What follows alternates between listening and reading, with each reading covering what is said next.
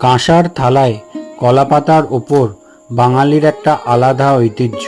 সেখানে যদি থাকে চপচপে ঘিযুক্ত পোলাও এবং রগরগে খাসির মাংস, জাস্ট জমে যাবে ব্যাপারটা। আর সেই ঐতিহ্যটাই ধরে রেখেছে সম্পূর্ণ বাঙালি রেস্টুরেন্ট কস্তুরী। পোলাওটা ছিল কাজু কিশমিশে ভর্তি এবং মিষ্টি মিষ্টি, তার সাথে খাসির মাংসের যে ঝাল ঝাল, জাস্ট বিয়েবাড়ির মতন অসাধারণ টেস্ট। মিষ্টি মিষ্টি পোলাওয়ের সাথে ঝাল ঝাল মটন গ্রেভি দিয়ে খেতে অসাধারণ লাগছিল। মাংসটা ছিল খুব সফট এবং খুবই সুস্বাদু। স্যালাডটা ছিল বললো না।